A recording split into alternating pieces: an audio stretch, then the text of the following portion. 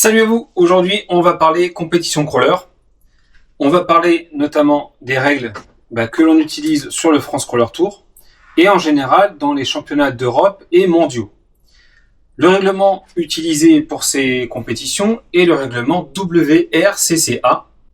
Vous avez un autre règlement qui est utilisé, mais qui est utilisé côté US, américain, le SORCA. Donc là c'est des classes différentes, donc je vais pas du tout les aborder dans cette vidéo. Ce n'est pas l'objet de la vidéo. Et puis normalement, si tu regardes cette vidéo, c'est que tu roules plutôt côté européen. Nous avons parlé des différentes catégories. Donc il y en a 5 principalement, et voire même une 6e. Donc on a le mini, le scalperf, le shafty, le pro, le super. Et la 6e que David m'a cité, le 1.18 à 24, qui est couru notamment au France Crawler Tour. Donc ça sera la deuxième partie de la vidéo. Et dans la première partie, on va parler de tout ce qui est parcours, franchissement de porte, pénalité, points, etc. Pour chaque manche de compétition, c'est l'organisateur qui choisit le nombre de parcours qui vont être disputés, le temps qui va être imparti pour chaque manche, et également le nombre de portes à passer et les portes bonus. Alors les portes, c'est 10 portes pour tout le monde. Les portes bonus, ça peut varier de 2, 3, 4, suivant l'organisateur. Sur le France Crawler Tour, ce qui est choisi, c'est de passer 10 portes plus 2 bonus. Le temps choisi pour le France Crawler Tour toujours, c'est 5 minutes. Et en général, dans les compétitions championnat d'Europe, championnat du monde, c'est 5 minutes également. Et après, pour les finales, c'est d'autres réglementations. Mais on n'en parlera pas ici. On va parler simple, général. Donc notre parcours se compose de 10 portes. En général, matérialisées avec un chiffre et une flèche qui te donne une direction. Donc 10 portes à passer. À chaque fois que je passe une porte, je marque moins 2 points. Donc 10 portes, le maxi est, moins 20 points. Et les 2 bonus, si je finis mon parcours et que j'ai passé le bonus, un bonus c'est moins 10 points. Donc moins 20 pour les 10 portes, plus moins 20 pour 2 bonus, ce qui est utilisé au France Crawler Tour. Le maximum que je vais pouvoir marquer, ou le minimum que je vais pouvoir marquer, c'est moins 40 points. Par contre, si je ne finis pas mon parcours dans le temps imparti, je suis ce qu'on appelle DNS, donc disqualifié au temps ou au point. Je vais prendre 40 points de pénalité, donc je vais être à plus 40, mais pour chaque porte passée, j'aurai moins 2 points. Que ce soit les portes du parcours normal ou les portes bonus. Exemple, je fais mon parcours, je passe 4 portes et une porte bonus. Donc ça me fait 4 portes moins 8 points, plus la bonus moins 2 points supplémentaires, ça fait moins 10 points. Je prends plus 40 moins 10, ça fait plus 30. Donc à la fin de mon parcours, je suis à plus 30 points. Alors que le minimum peut être de moins 40. Là, tu te rends compte de l'importance de finir absolument le parcours avant de penser aux bonus, etc. Le but premier quand on concourt là sur les compétitions, c'est de finir le parcours dans le temps imparti, pour déjà partir en négatif. Si je ne finis pas le parcours, forcément, je serai en positif et j'aurai beaucoup de points de retard. Ça, c'est la première chose. Je l'ai dit, ces portes sont à passer dans le sens indiqué par la flèche. Si je me trompe, à ma première porte, je suis pas concentré et je viens passer ma porte dans le mauvais sens. Là, tout de suite, je prends 10 points de pénalité.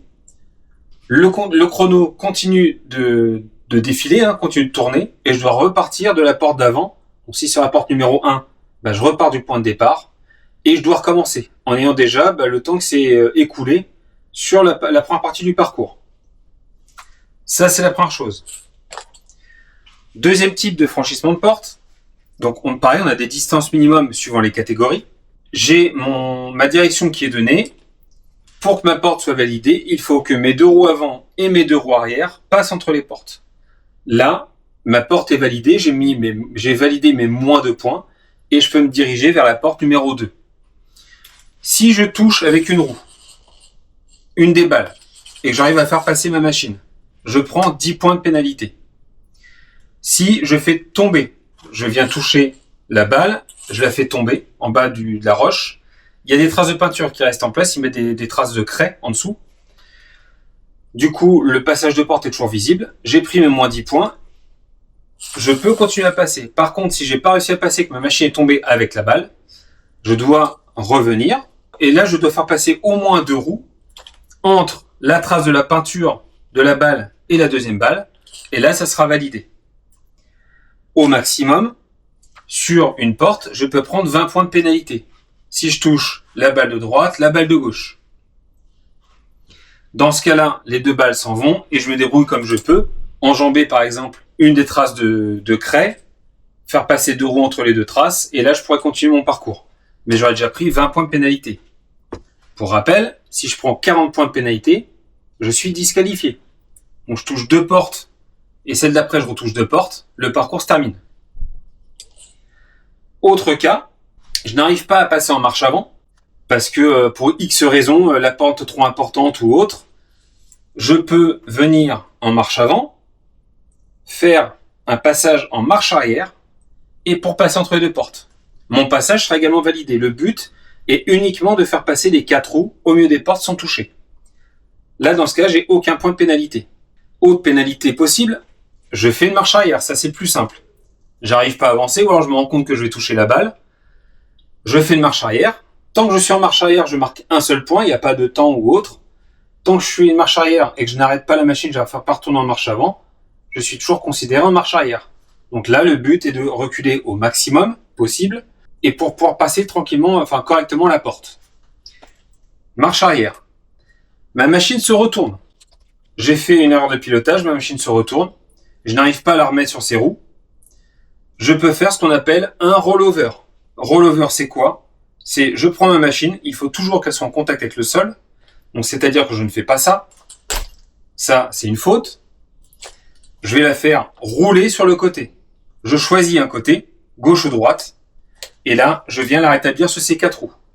Attention, si mes machines est comme ça, et puis que là j'ai une pierre et je me dis je veux aller vite, je la fais pivoter comme ça, et puis que là, elle retombe, ben tu peux recommencer de l'autre côté. Donc au lieu d'avoir un rollover et prendre 5 points de pénalité, ben là t'en fais 2. 2 fois 5 points. Autre pénalité, je casse une pièce quelconque de la machine, et puis je peux réparer sur place. Le temps continue à défiler, donc là autant te dire que tu as peu de chances de finir. Mais si tu as un résident sur toi ou quoi, peut-être que tu peux essayer de bidouiller quelque chose. Et là, le chrono continue à tourner. Ensuite, si jamais tu casses mais que tu arrives à finir, ou même si tu n'arrives pas à finir d'ailleurs, et là tu auras un temps imparti pour réparer entre les 2 manches. Le passage des bonus, c'est exactement la même règle que le parcours classique. Tu dois le passer dans un sens, il y a une flèche de direction pour ça. Et tu ne dois pas toucher les balles. Donc pour avoir les moins 10 points bonus, il faut finir le parcours, passer entre les balles sans les toucher. Si je passe mais que je monte sur la balle, j'ai 10 points de pénalité. Et en passant la porte, j'ai moins 10 points. Donc au final, ça m'a rien fait gagner, ça m'a juste fait perdre du temps. C'est pour ça que quand tu passes un bonus, il faut déjà être sûr de pouvoir finir le parcours et entre guillemets sûr de pas faire le bonus pour rien. Parce que si tu touches le bonus puis que tu le passes après, tu n'as rien gagné si ce n'est une perte de temps. Ça, c'est petite chose sur le règlement du parcours. Dernière chose que je n'ai pas à l'atelier et que je n'ai jamais utilisé en entraînement, c'est ce qu'on appelle les boundary. Donc les boundary, c'est quoi? C'est un morceau de bois. Tu vas avoir ta porte. Et puis dans une descente, par exemple, là ici, tu as un morceau de bois de 10 cm de haut, je crois 8 cm de haut, qui est en 2 parties en général avec un angle pour que ça tienne debout. Et ça, interdit de toucher. Si tu le touches, c'est pareil, c'est 10 points. Donc les pénalités, ça peut aller très vite. Je pense que vous vous en êtes rendu compte, notamment sur mes passages au France Roller Tour. En fait, ça s'accumule très très vite. Parce que tu te fais une petite marche arrière, c'est 1 point. T'en fais vite 3, 4, 5, 6, des pénalités comme ça. La machine qui est bloquée sur le toit, tout de suite c'est 5 points en plus. Tu touches une porte, c'est 10 points en plus. Et arrivé à 40, le juge t'arrête et puis t'es disqualifié pour la manche. Donc tu auras marqué les 40 points maxi, moins le nombre de portes passées. Si dans ces 40 points, tu as passé 3 portes, on te retire 6 points des 40 points. Donc tu auras 34 points. Donc c'est pour ça que c'est pas toujours facile d'être en négatif. il faut vraiment se concentrer sur le chrono. Clairement, c'est ça qui doit prévaloir, du moins je pense quand on débute, c'est essayer de finir le parcours dans le temps imparti. Et de pas viser comme les très bons pilotes, les bonus, la trajectoire la plus courte, etc. Non, le but là vraiment c'est de finir. Ensuite, on va aborder les différentes machines qui sont courues lors des épreuves. Alors, je vais parler France Roller Tour, mais également des compétitions internationales, hein, championnat d'Europe, championnat du monde. Parce qu'au France Roller Tour, il n'y a pas justement toutes les catégories. Vous allez pouvoir retrouver les catégories mini, pro, les catégories shafty et scale performance. Il y a une autre catégorie qui n'est pas concourue au France Roller Tour, c'est la catégorie super. La catégorie super, on va en parler tout de suite.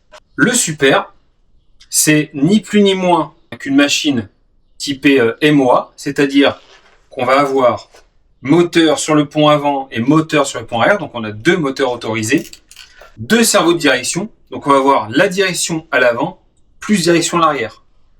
Donc il te faut une voie, donc le volant pour tourner les roues avant, un autre volant pour la direction arrière, un potentiomètre ou un bouton pour diriger le moteur avant, un autre bouton pour le moteur arrière. Et là, on peut voir sur les catégories super des gens qui utilisent justement des radios de ce type-là, utilisées notamment pour tout ce qui est avion, drone, etc. On va se retrouver par exemple avec le train avant sur celui-là, où on va avoir le moteur et puis là la direction, et ici l'arrière, donc moteur arrière et direction arrière. On peut retrouver ce genre de radio avec les catégories super. Autre particularité de la catégorie super, c'est la taille de la machine. Là, l'empattement de mon Pro, c'est 317 mm. Je suis à 315 moi. Le super, lui, a un empattement de 406 mm environ, parce que c'est en pouces, donc ça fait 16 pouces, soit 406,4 mm. Vous m'en voudrez pas, j'arrondirai au plus proche. Donc 406 mm, ce qui nous fait, au lieu d'un empattement qui vient jusque là, il vient jusque là l'empattement. Donc déjà, la machine est juste énorme en empattement, et les roues font 20 cm en gros de diamètre. Là, la roue, elle fait 135 en gros de diamètre. La roue là d'un super, elle vient jusque là. 20 cm de diamètre avec un empattement de 406 mm. Le diamètre minimum des jantes, c'est de ça qu'il s'agit. Là, sur une jante en 2.2, on est en 60 mm environ, c'est ça. La jante du super, elle est en 81 mm, donc elle vient jusque là. Voilà, c'est vraiment une catégorie à part. Les machines sont plus lourdes. C'est vraiment du très costaud. Vous avez quelques constructeurs. Vous avez, alors je vais en citer 2-3, mais je les connais pas tous. Il y a Nordic Roll qui fait ça, les châssis. Il y a Dilux évidemment qui fait le super. Il y a Exo US qui fait un châssis également. Et il reprend les ponts Dilux d'ailleurs pour faire sa machine. Donc j'aimerais bien avoir cette machine-là. Honnêtement, c'est un truc qui me botterait. Mais pour l'utiliser en compétition, en France pour l'instant c'est pas couru. Donc ça veut dire aller rouler à l'international, en Italie, au Portugal, enfin en Norvège et tout. Enfin, je me destine pas du tout à ça honnêtement. Ou alors rouler seul avec mon super dans mon coin. Et c'est des machines qui valent entre 2500 et 3000 euros, une fois tout équipé. Donc voilà, c'est un choix. Ce genre de machine, c'est un choix, c'est un budget, c'est un investissement. Ensuite, la catégorie pro. On parlait du pro, c'est celui-là. Donc on l'a dit, on a un empattement maxi ici de 317 mm. Les empattements sont pris châssis abaissé au maximum, pas relevé, parce que là on gagne quelques millimètres. Donc on écrase complètement la machine et on mesure d'axe en axe de pont cette distance-là. Donc là, distance maxi 317 mm. Comme sur le shafty, c'est pareil. Ensuite, on a le droit à 2 moteurs sur les ponts et un seul cerveau de direction.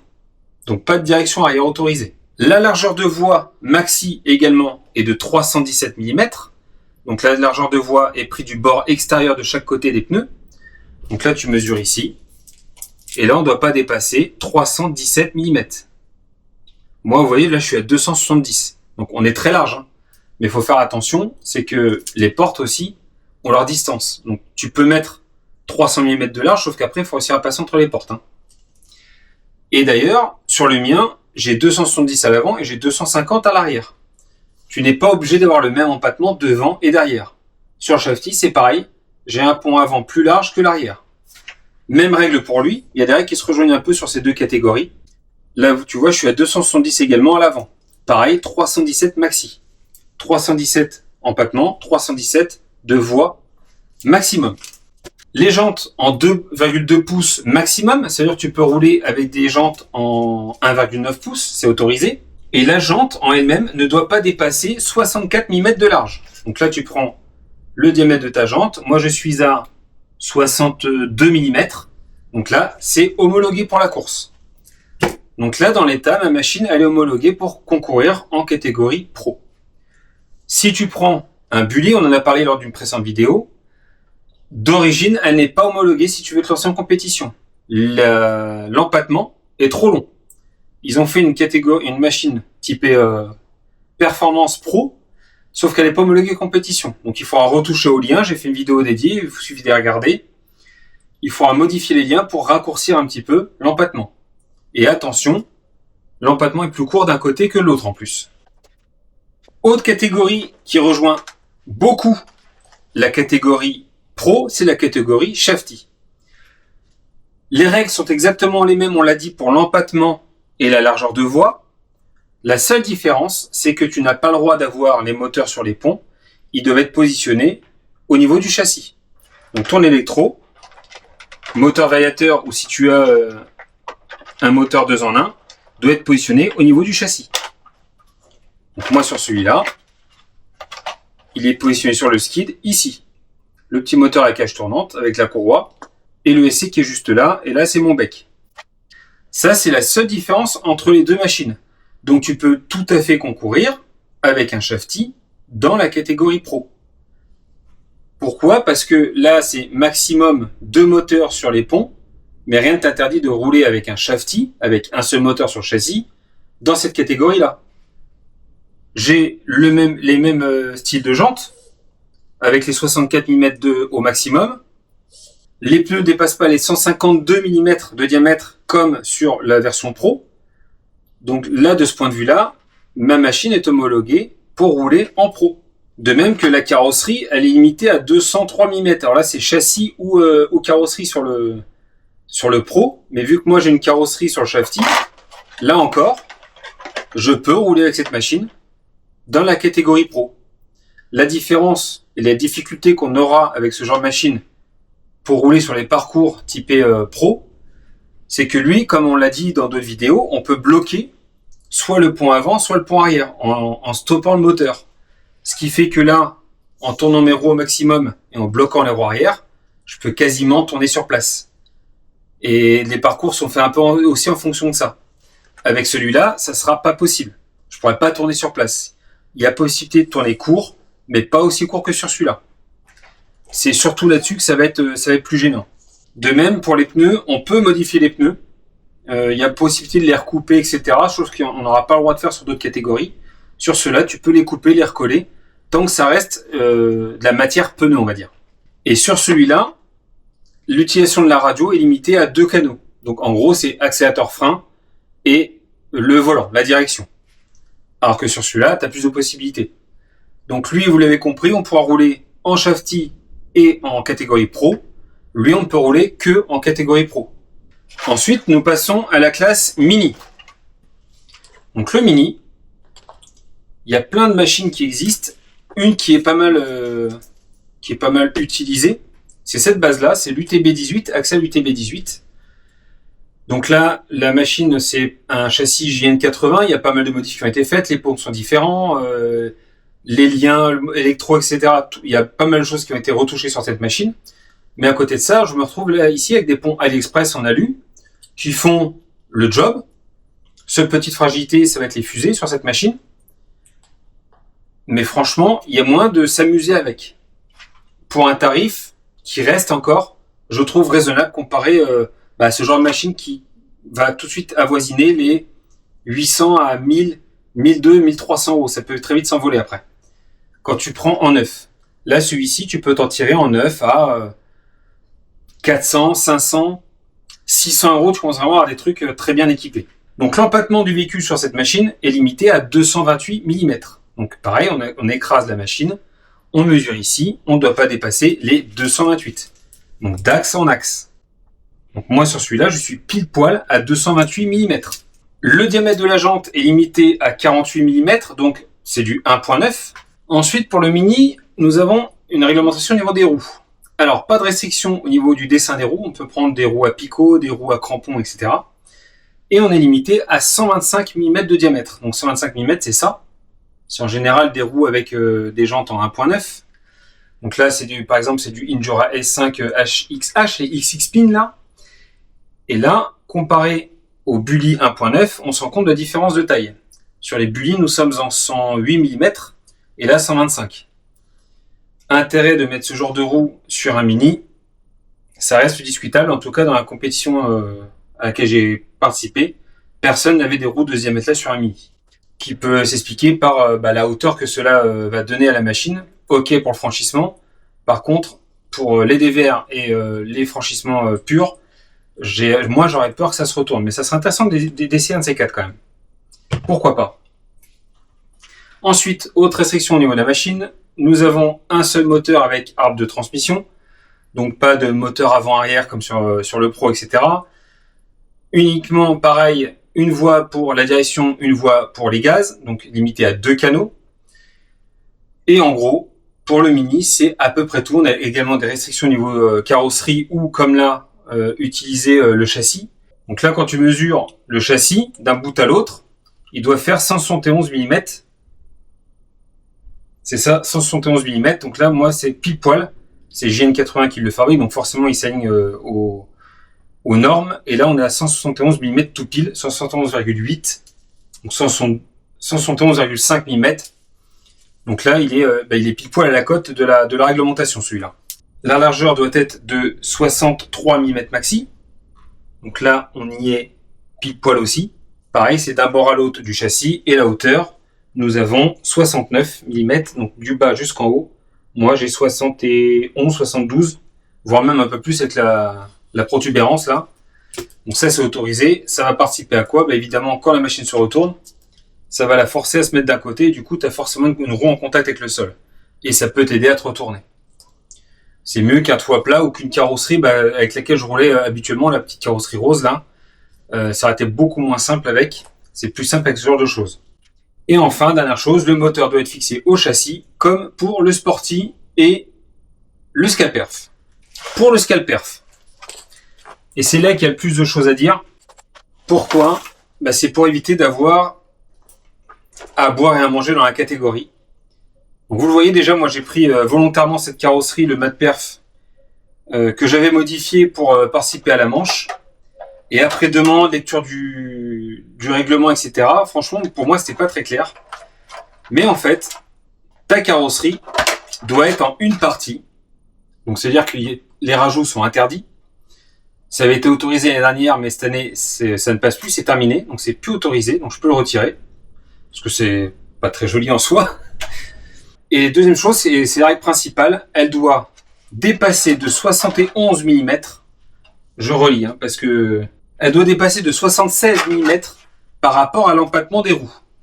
Ça veut dire, là mon empattement, parce qu'il n'y a pas de limite sur empattement dans le Scalperf, bizarrement, j'ai un empattement de 330 mm sur ma machine. Ça veut dire que plus 76 mm, ma carrosserie doit faire 403 mm, 410 mm de long. Donc ma carrosserie d'un bout à l'autre doit faire 410 mm.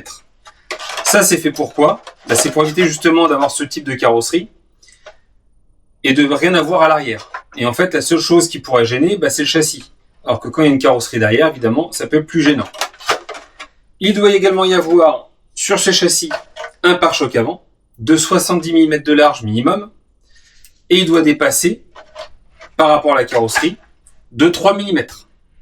Donc là, on doit avoir 3 mm entre le pare-choc et la carrosserie derrière. Autre règle, on doit avoir un moteur fixé sur le châssis, donc grâce à la boîte, qui entraîne pareil, arbre de transmission avant et arrière, et qui entraîne les ponts.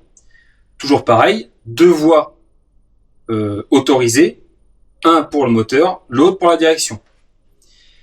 Autre réglementation, toujours pour la carrosserie, j'y reviens, on doit avoir une largeur minimum de 127 mm. Donc là, quand tu prends la largeur ici, sur toute la longueur de l'habitacle, on doit avoir 127 mm minimum. Et pour la hauteur, donc pris de la partie la plus haute de la carrosserie jusqu'à la base, on doit avoir 114 mm minimum.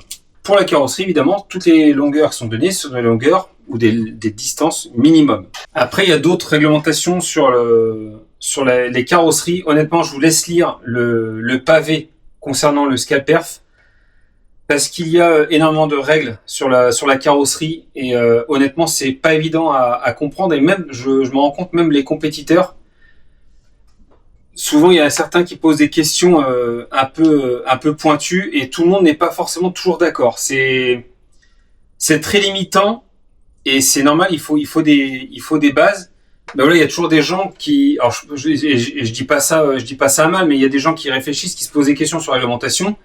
Et tu vois notamment Emmerich, bah voilà, sur cette carreau Matperf, il avait réussi à adapter tout bêtement un bout de Lexan pour que ça soit homologué l'année dernière, parce qu'il y avait un flou à ce niveau-là. Là, cette année, c'est plus autorisé. Idem, le Riffs XP10, qui lui était autorisé jusqu'en début d'année, bah, le règlement a été retouché, du coup, apparemment la carrosserie serait plus autorisée, parce qu'il y a une cabine qui est à l'avant, et la partie arrière de la carrosserie fait partie du châssis. Donc du coup, c'est en deux parties, mais c'est plus autorisé. Donc voilà, il y a le règlement, il évolue chaque année, donc il faut se mettre à jour chaque année, ça c'est sûr. Il faut prendre le temps de relire un petit peu la réglementation, mais en gros les bases, tout ce qui est empattement, etc., ça évolue vraiment très peu. C'est surtout au niveau carrosserie que ça peut jouer et éventuellement au niveau pneumatique. Quand on est en pneumatique justement, pour les roues, pour les jantes, nous pouvons aller jusqu'aux jantes 2.2 pouces. Donc là, moi j'ai du 1.9 sur celle-là. Tu peux aller jusqu'au 2.2. Par contre, pour les pneus, ce doit être des pneus de série, on va dire. Donc tous ces pneus type Pico sont interdits en Scalperf. Et de ce que j'ai pu voir lors de la compétition, ce qui était le plus utilisé, c'était les J-Concept mégalithiques d'un côté et les Proline Irax G8 de l'autre. Ce sont des pneus à crampons pour les deux. Ensuite, il est dit qu'on peut retailler, pourquoi pas des crampons ou en supprimer tant qu'on respecte les réglementations de pneumatique, c'est-à-dire qu'on a les tailles minimum. L'ajout de poids au niveau des jantes est interdit. C'est-à-dire si tu veux mettre du poids dans ta roue, c'est pas autorisé. Idem, si tu veux mettre des lestes, comme c'est le cas sur cette machine, des lestes pendulaires, c'est-à-dire que le lest ici rentre à l'intérieur de la jante, c'est des jantes creuses, ce qu'on appelle sur cette machine, c'est autorisé. Sur celle-là, ce n'est pas autorisé. Le poids doit être dans le diamètre de la jante. Ça doit rester à l'intérieur, ça ne doit pas dépasser. Donc interdit en Scalperf. Idem, les jantes en carbone sont autorisées, sauf qu'on ne peut pas avoir une face plate. Donc c'est-à-dire qu'il faut imprimer. Je vais vous montrer. Voilà, là je peux utiliser ces pneus, c'est des mégalithiques, avec des jantes carbone, et du coup j'ai un insert en imprimé 3D qui vient sur la jante carbone et qui crée une surépaisseur de la jante. Là je suis autorisé à rouler.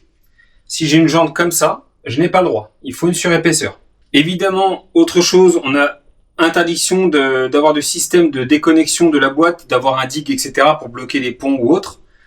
La boîte est unique, on a une seule boîte avec un arbre de transmission arrière, un arbre de transmission avant.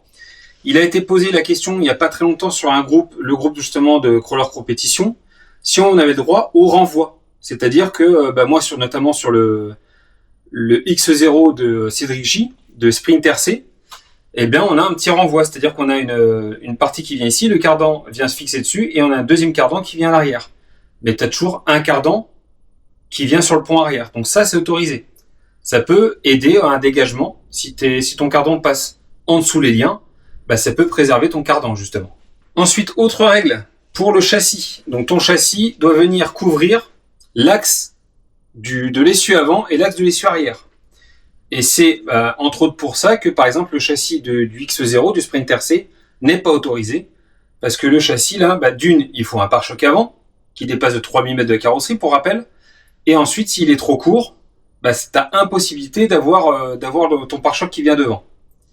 Le servot est autorisé sur le pont, ça c'est à noter aussi. Ensuite, le support de batterie, certains m'ont parlé justement du Matperf, je sais plus ton prénom mais tu m'avais parlé de ça. Et en fait, certains me disent, oui, tu peux mettre ta lipo sur le cerveau de direction en imprimant des pièces. C'est interdit en ScalPerf. Le support de batterie, vous le voyez ici, il doit être fixé au châssis. Donc là, il est fixé sur le côté. Et il doit faire partie intégrante du châssis. Je crois qu'on a fait à peu près le tour des différentes catégories. Je n'ai pas parlé des catégories mini 1.18 et 1.24 qui sont utilisées au France Roller Tour notamment. Là, je n'ai pas trouvé de règles dans le WRCCA.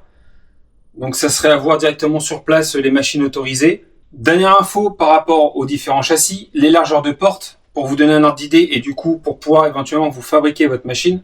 La largeur de porte pour un super, donc pour rappel, le super c'est la machine qui fait 400 mm d'empattement. La largeur de porte minimum est de 50 cm. Pour la catégorie Pro et Shafty, la largeur minimum de porte est de 406 mm. Ensuite pour la catégorie ScalPerf et Mini, la largeur minimum de porte est de 306 mm. Moi, sur celui-là, en passant en pan portique, vu que j'avais cassé lors de la compétition, là, je me retrouve à 290 mm de voie, c'est beaucoup trop large. Donc, je vais retravailler dessus pour rattraper quelques millimètres, centimètres au niveau de la largeur. Et là, pour le mini, franchement, quand tu as 300 mm et que ta machine fait 23 de large, t'es très bien. T'es très large pour passer, ça aide vraiment beaucoup. Je pense qu'on a fait à peu près le tour de toute la réglementation pour les compétitions WRCCA, notamment le France Roller Tour. Si jamais vous avez des questions ou des compléments d'information, n'hésitez pas à les mettre en commentaire. Ça m'aidera moi, mais ça peut en aider d'autres. Avant de nous quitter, je vous encourage très fortement à vous essayer au parcours de compétition, même en entraînement avec un petit chrono à plusieurs.